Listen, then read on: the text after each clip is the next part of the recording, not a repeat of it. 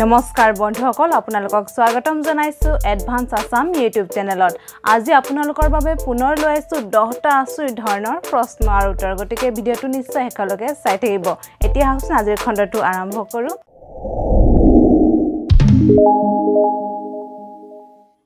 জোৱাবাৰ আপোনালোকৰ বাবে আগবঢ়োৱা প্ৰশ্নটো হৈছে মানুহৰ শৰীৰৰ কোন অংগৰ পৰা ঘাম নোলায় ইয়াৰ উত্তৰটো হৈছে উঠৰ পৰা ঘাম নোলায় অংশগ্ৰহণ কৰাৰ বাবে ধন্যবাদ এতিয়া আহকচোন আজিৰ খণ্ডটো আৰম্ভ কৰো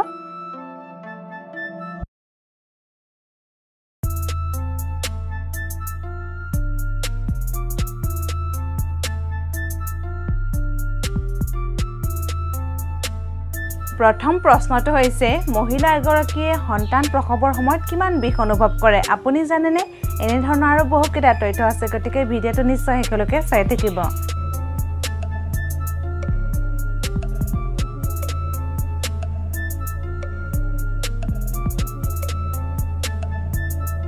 ইয়াৰ উত্তৰটো হৈছে 20ডাল হাড় একেলগে ভাঙিলে যিমান বিষ অনুভৱ হয় মহিলা এগৰাকীয়ে সন্তান প্ৰসৱৰ সময়ত হিমান বিষ অনুভৱ কৰে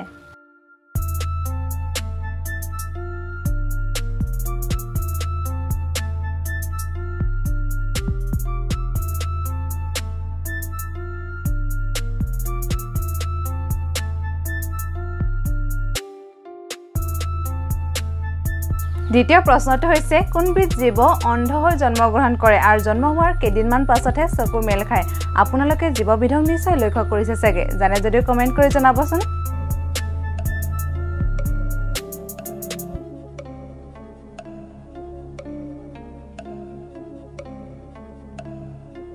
ইয়াৰ উত্তৰটো হৈছে কেৰকেটুৱাই অন্ধ হৈ জন্মগ্ৰহণ কৰে আৰু জন্ম হোৱাৰ কেইদিনমান পাছতহে চকু মেল খায়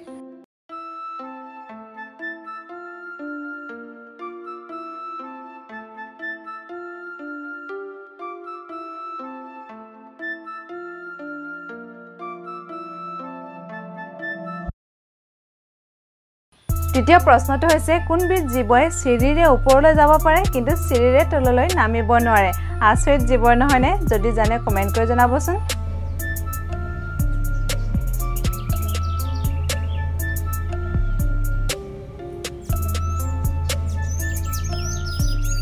ইয়াৰ উত্তৰটো হৈছে গৰুৱে চিৰিৰে ওপৰলৈ যাব পাৰে কিন্তু তললৈ চিৰিৰে নামিব নোৱাৰে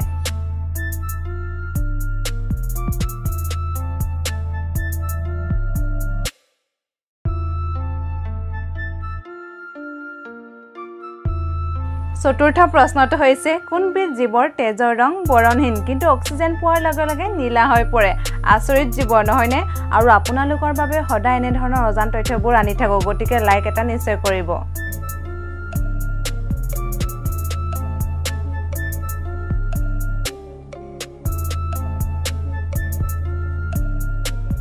ইয়াৰ উত্তৰটো হৈছে কেকুৰাৰ তেজৰ ৰং বৰণহীন কিন্তু অক্সিজেন পোৱাৰ লগে লগে নীলা হৈ পৰে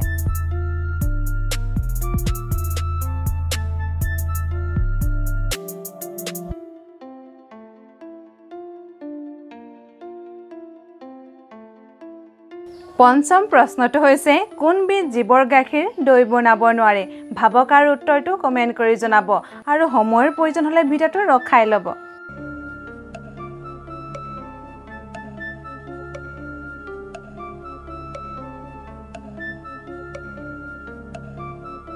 ইয়াৰ উত্তৰটো হৈছে উটৰ গাখীৰ দৈ বনাব নোৱাৰি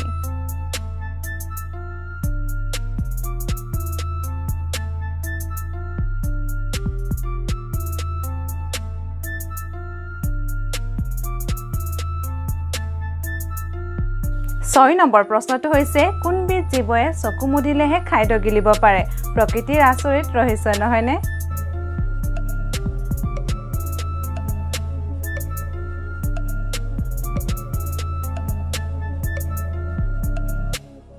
ইয়াৰ উত্তৰটো হৈছে ভেকুলীয়ে চকু মুদিলেহে খাদ্য গিলিব পাৰে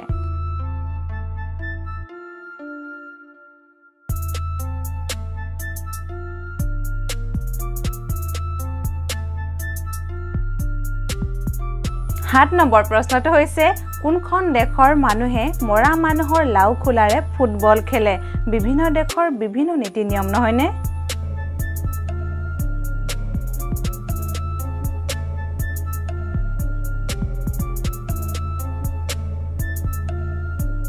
ইয়াৰ উত্তৰটো হৈছে পশ্চিম আফ্ৰিকাৰ মাটাম্বি জনজাতিৰ মানুহে মৰা মানুহৰ লাও খোলাৰে ফুটবল খেলে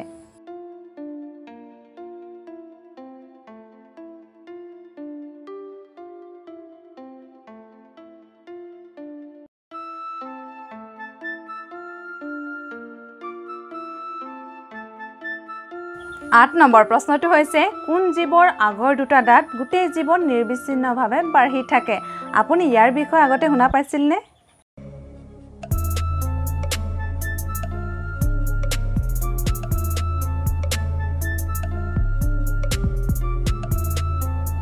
ইয়াৰ উত্তৰটো হৈছে শহাপহুৰ আগৰ দুটা দাঁত গোটেই জীৱন নিৰ্বিচ্ছিন্নভাৱে বাঢ়ি থাকে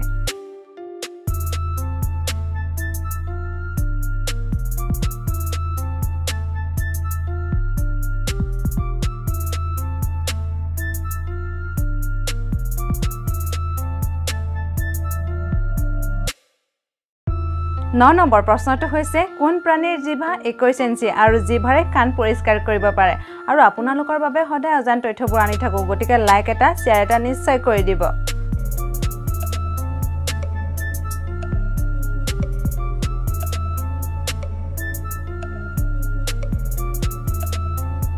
ইয়াৰ উত্তৰটো হৈছে জিৰাফৰ জিভা 21 ইঞ্চি আৰু জিভাৰে কাণ পৰিষ্কাৰ কৰিব পাৰে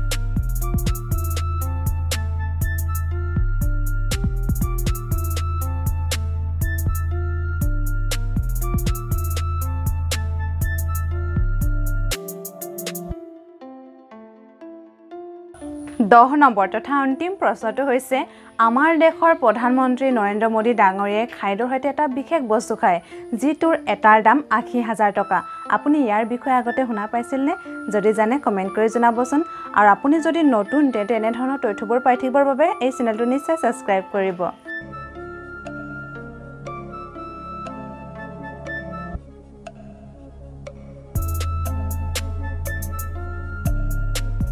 ইয়াৰ উত্তৰটো হৈছে আলফিছ ঠাকুৰৰ মন্তব্য অনুসৰি নৰেন্দ্ৰ মোদী ডাঙৰীয়াই টাইৱানৰ পৰা অনা এটা বিশেষ জাতৰ লাফু খায় যিটোৰ এটা দাম ৮০,০০০ টকা আৰু নৰেন্দ্ৰ মোদী ডাঙৰীয়াই খাদ্যৰ লগত ৫টাকৈ লাফু খায়